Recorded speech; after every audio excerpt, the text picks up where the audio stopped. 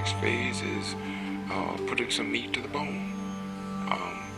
It is building some coalitions. It is people coming together. It is not everybody having to do it solo. That we can come together as groups of individuals, groups of organizations, groups of people with interest, and collectively devise something by which you can begin to address this issue a little bit better than it has been addressed.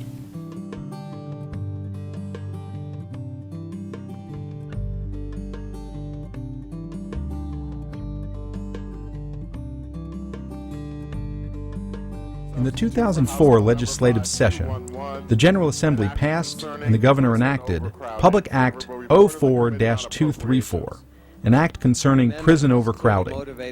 Public Act 04-234 enacted to develop and implement a comprehensive reentry strategy for offenders discharged from prison in order to assist in maintaining the prison population at or under the authorized bed capacity, promote the successful transition of inmates from prison back to their communities, protect public safety, and support the rights of victims. The offender reentry strategy is intended to reduce recidivism as a method to control the state's persistent prison overcrowding problem. In the revised budget, the General Assembly also provided $13 million in funding for specific justice initiatives that were intended to control prison overcrowding, assist offenders as they transition from prison to the community, and enhance public safety. The purpose of the Connecticut Building Bridges is to bring about change to help those people with the reentry. And the change is not about programs. Make that clear. It's about people. And if we remember that, we will all be better served for it. This is about setting a different course, and it's about full membership in society. It's also about hope. And I use that word a lot when I talk about these kinds of programs and where we can go, because it's hope, literally, that leads to so many positive things. If we don't have hope, where are we headed? And I think that's important. It also creates healthy neighborhoods, and it brings about a sense of belonging with a community. That's where the hope comes in. And I think, frankly, more than anything else, it helps to improve our quality of life. Because if people belong to a community, if they belong in a neighborhood, it improves everyone's lives altogether.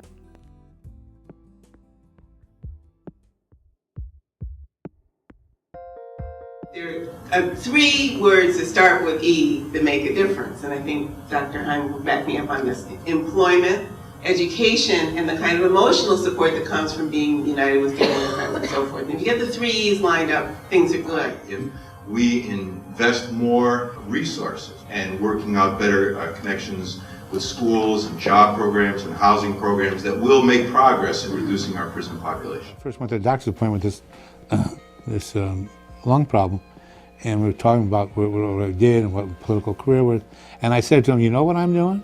I'm still fighting the political battles of my grandfather. And some people get discouraged and go on to other things when there's more success, and some people keep up the fight. The fights continue, whether it be jail overcrowding, social justice. You know, they executed Christ, and they keep executing people who talk like him.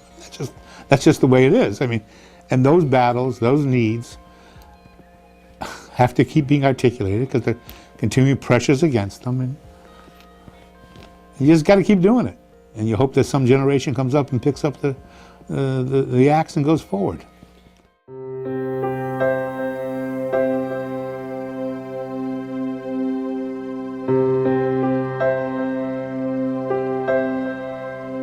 Event takes place, the system self-adjusts, and everybody who is making decisions about what to do with these people that are breaking the law become more concerned, more conservative. And every decision maker from the beginning of the system to the end of the system get tougher, harder. The charges are different, the pleas are different, pretrial decisions are different, bail decisions are different, sentencing decisions, parole supervision, revocations, returns to prison. Prison populations will always expand after an event, and the question is the state sophisticated enough to take hold of that and get it to level off, because we cannot create criminal justice policy based on tragedies.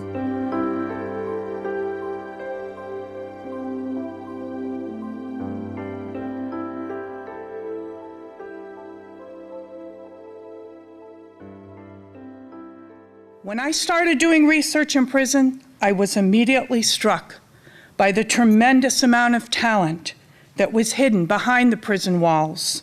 The choirs were magnificent. With all due respect to the music faculty at Central Connecticut State University, I have never heard singing like I've heard in prison. Truly free, to be truly free.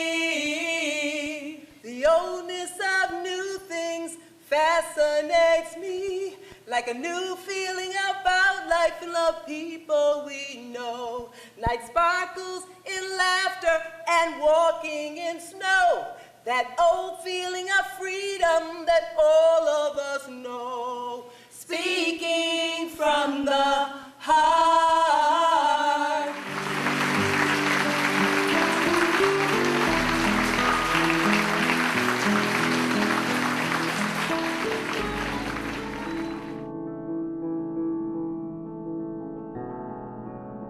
If we invest in people up front, in building them and directing them, it's far easier than later on down the road having to redirect them.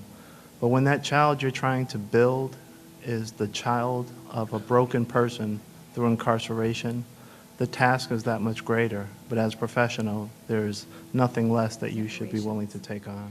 We have to be able to provide a framework for people, for children and adult children, to tell their stories, just like our panel today, and to tell their stories telling truth to power, telling the stories in ways that are going to make a difference, not, as one of my colleagues says, to be just included as the warm-up act or the sad story or the example, but to really include the children and their caregivers and their incarcerated parents in all of the task force initiatives, in all of the writing, in all of the research.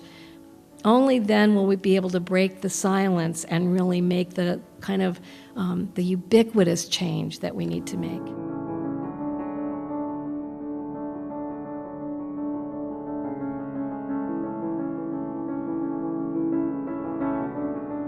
This just isn't a place and time here. It's a part of a process and an ideal, I believe, that's trying to get us to a better state, a better process of reentry and reintegration and criminal justice and community. If collectively we can get the prison population down and the crime rate down at the same time, then there will be more money available.